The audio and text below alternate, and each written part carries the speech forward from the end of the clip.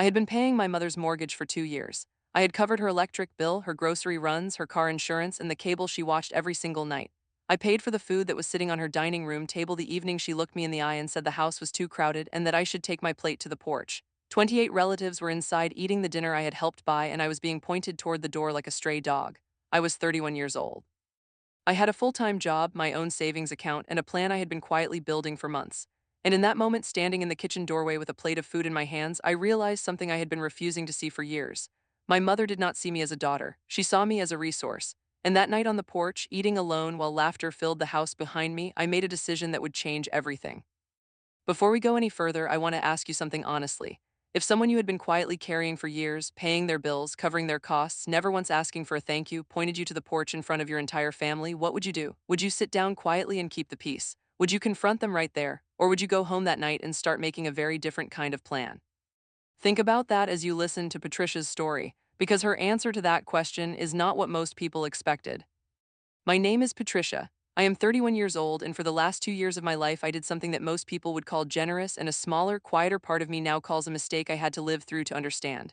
I paid my mother's mortgage, not as a gift with a card and a bow, but as a silent, monthly transfer from my checking account to her bank on the first of every month. I covered the electric bill when it ran high. I filled her refrigerator when she called and said things were getting tight. I bought school supplies for my younger siblings still living at home. I dropped off medicine when my mother said she had a headache. I showed up, consistently, without being asked twice. And I told myself that this was what a good daughter did. I had not always lived at home. I had moved out at 23, found a small apartment I could afford on an entry-level salary, and built a life slowly and carefully. I got better jobs, I saved money, I kept a budget. I was not rich, but I was steady, and steadiness was something that had always been in short supply in the house I grew up in. My mother, Dolores, was not a bad woman in the way that movies make bad mothers look. She did not scream constantly or lock doors or say truly terrible things to my face. She was something more complicated than that.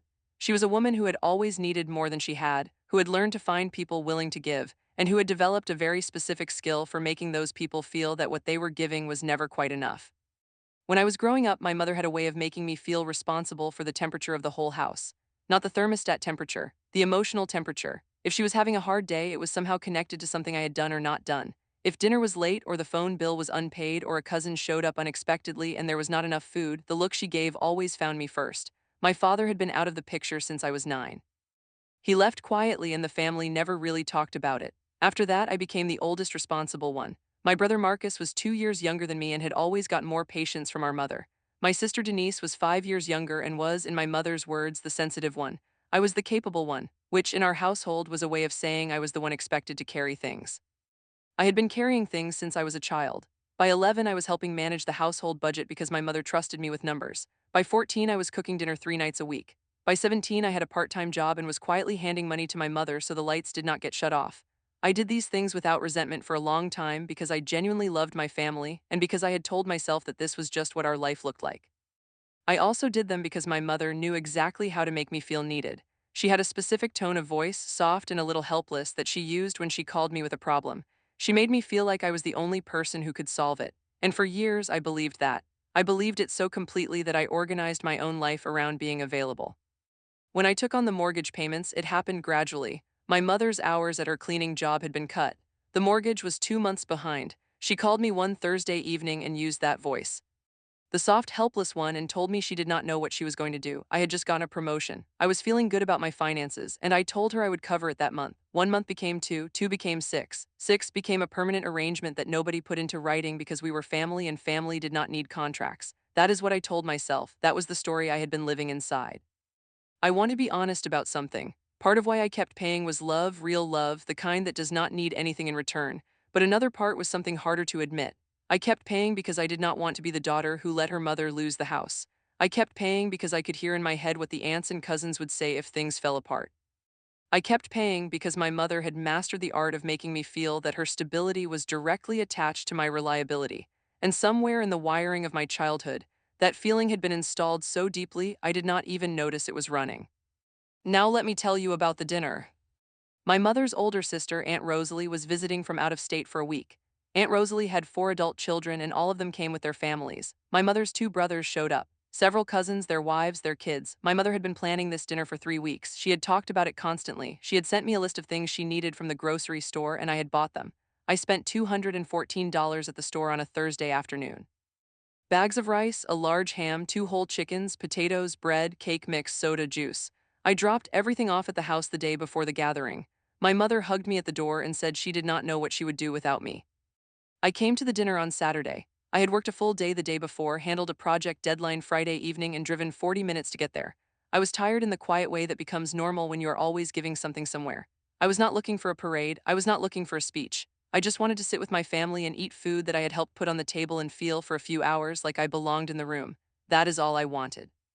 The house was full when I arrived. I could hear voices from the driveway. I walked in through the front door and the living room was packed with relatives I had not seen in a year or more. My Aunt Rosalie was holding court from the armchair in the corner. My uncles were laughing about something near the television.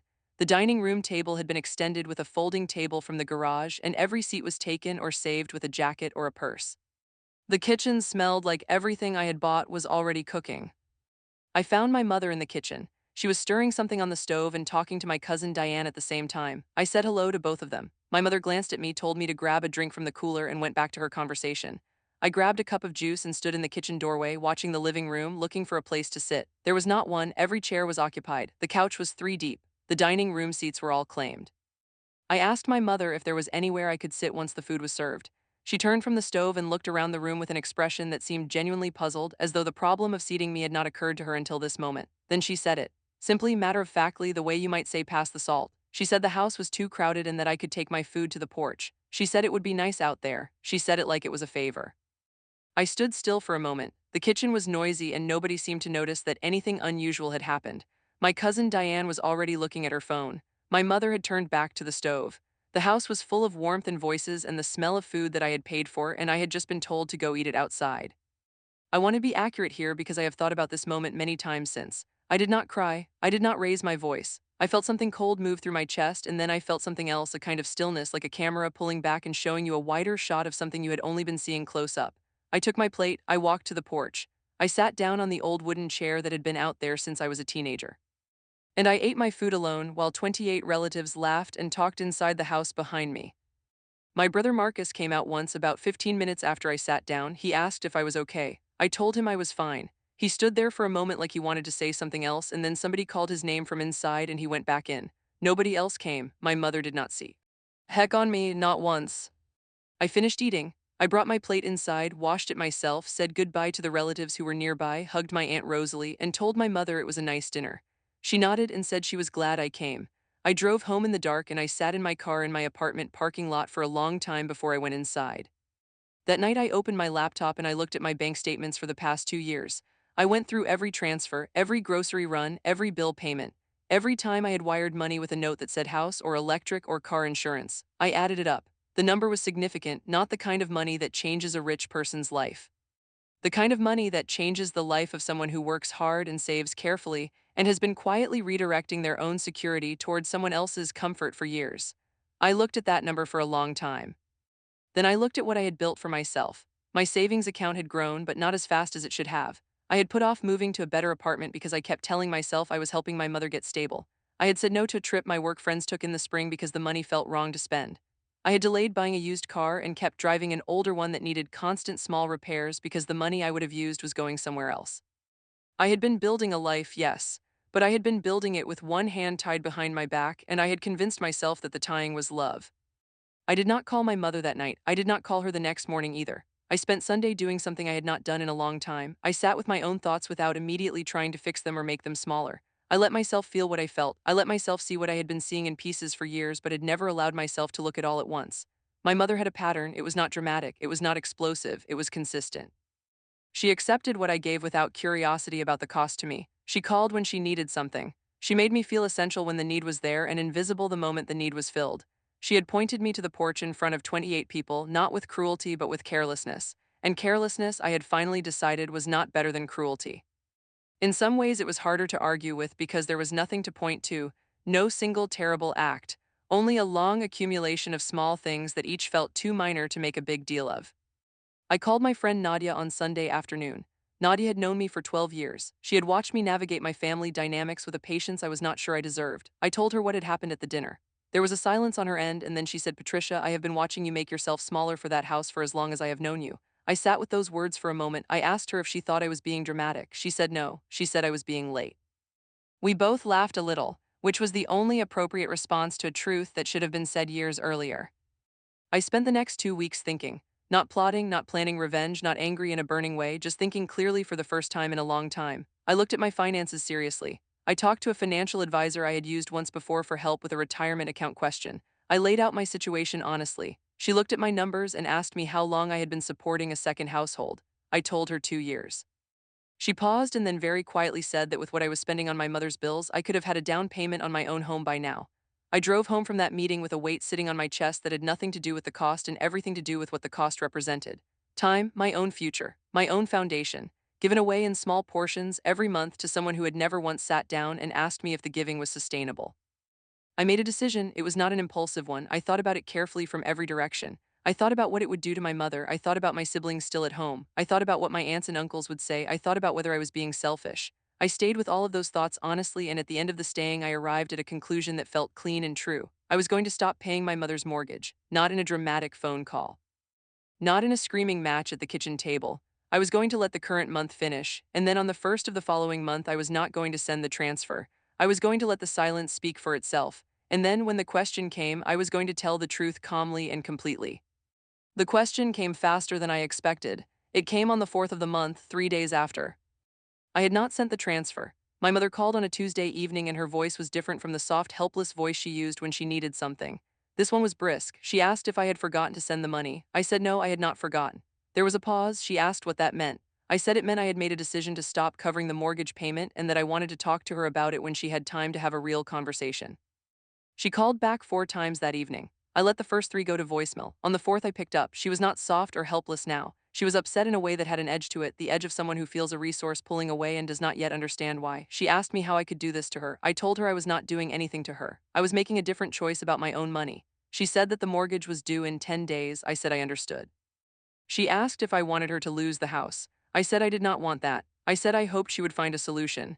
She said I was the solution, that was the whole point, and something about the way she said it made something inside me click very quietly into place. She said I was the solution, that was the whole point. Not a daughter, a solution.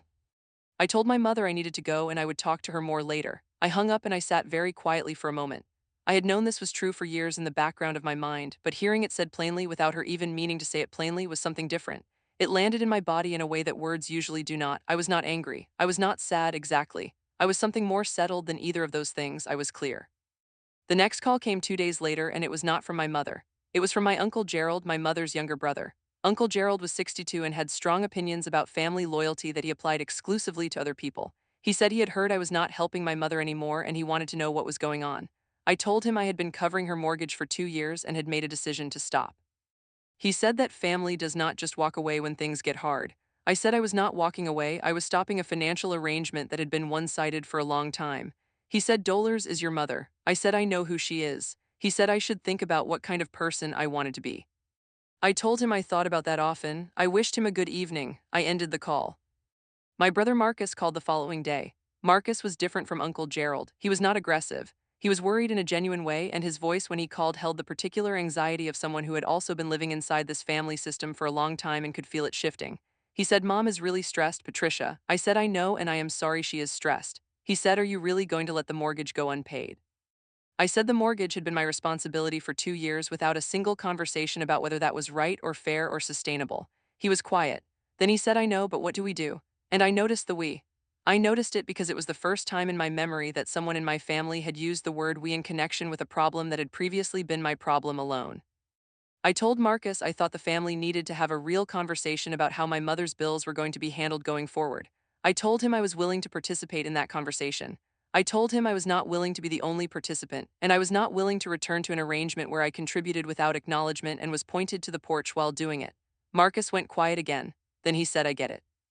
Those 3 words were the only apology I received from any member of my family for 3 weeks, and they came from my brother, not my mother. My mother tried a different approach on day 10. She called in the morning and her voice was back to the soft version. She said she had been thinking about our relationship and that she realized she had not always shown me how much she appreciated everything I did.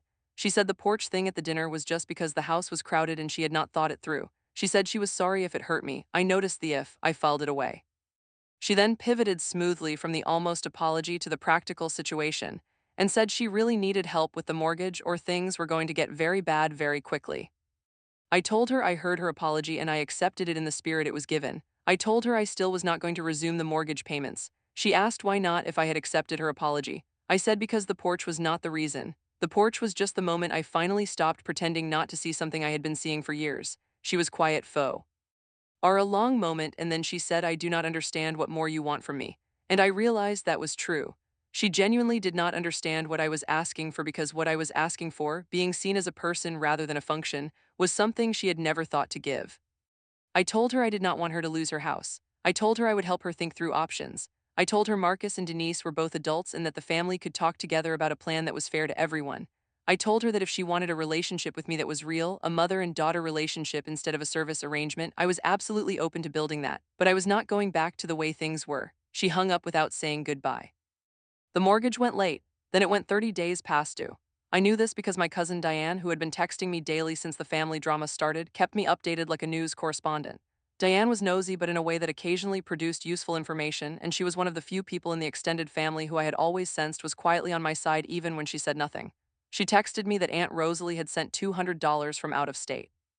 She texted me that Uncle Gerald had given my mother $500 and was now telling everyone he was the only one who had stepped up.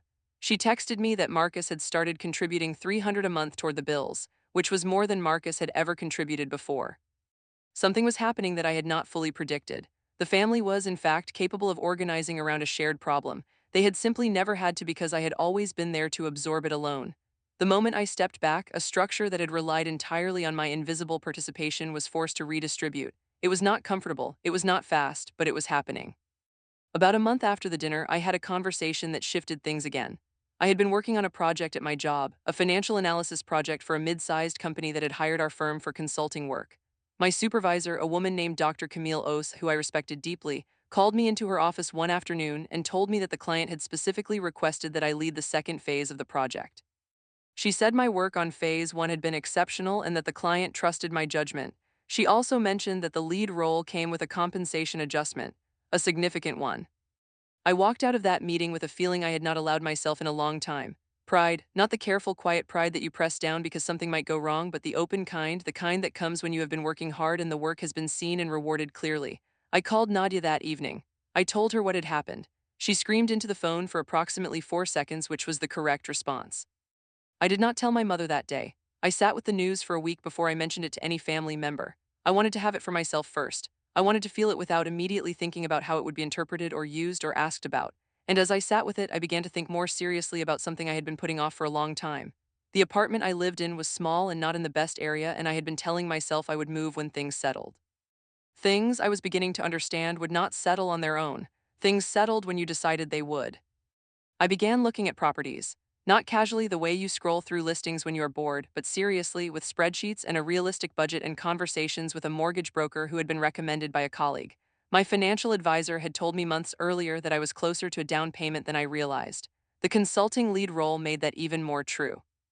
I found a two-bedroom unit in a building that was quiet and well-maintained, in a neighborhood I had always liked, with a small balcony that got morning light.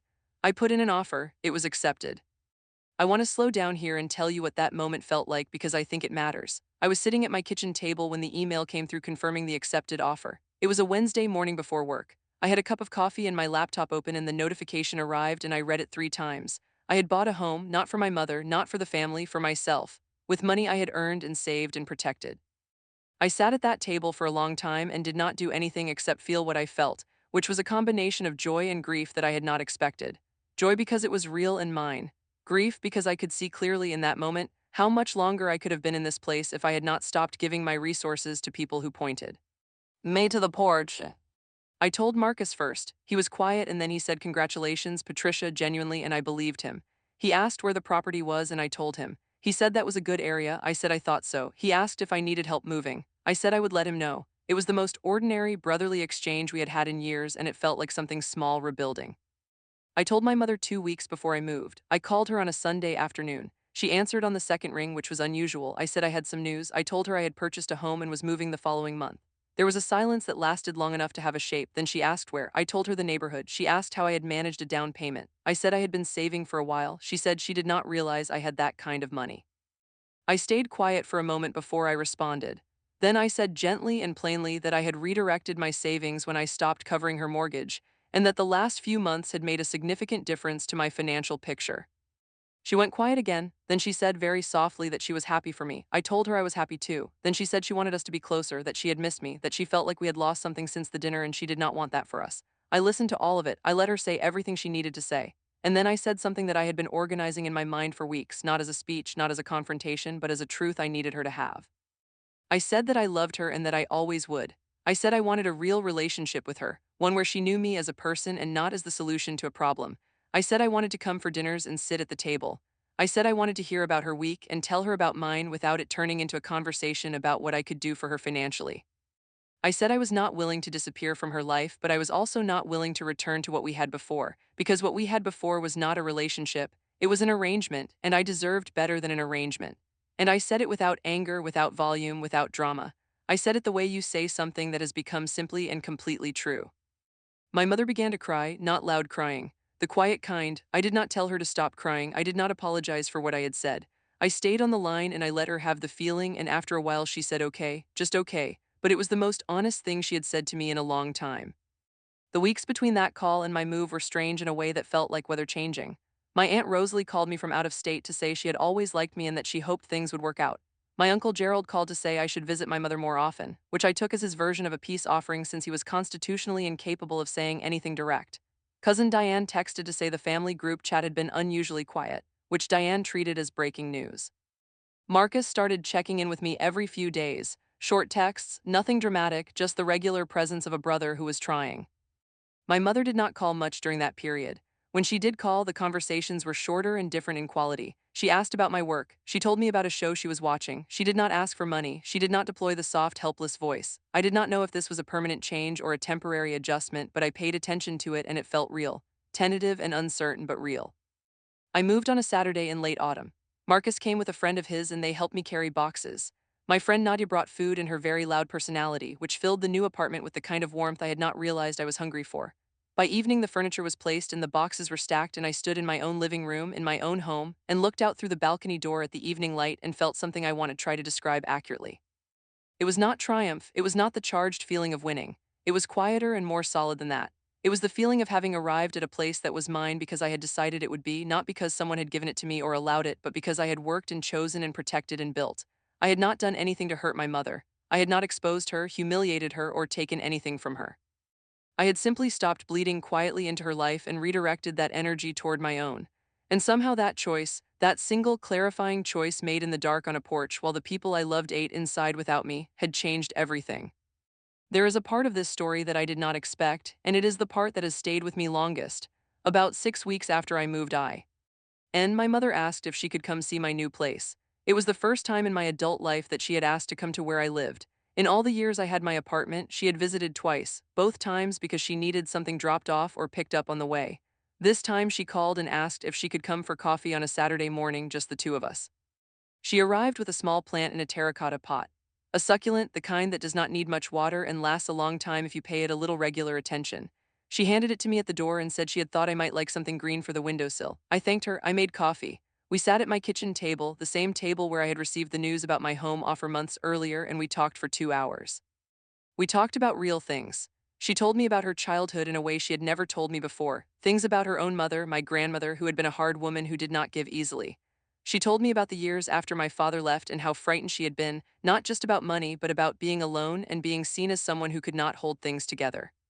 She told me that when I started helping her financially, it had felt like a relief so profound that she had stopped asking whether it was the right thing to accept because the relief was too large to look past. She was not making excuses exactly. She was explaining, and I listened.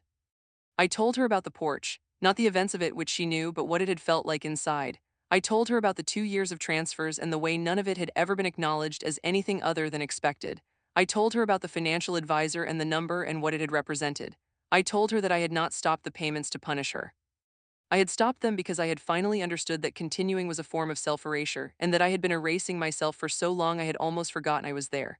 She listened to all of it without interrupting. When I finished, she was quiet for a moment and then she said, "I did not know you felt like that." I said, "I know, Mom. I know you did not know." And somehow that was the most honest exchange we had ever had. The succulent is on my windowsill right now as I write this. It has put out 3 new leaves since she brought it.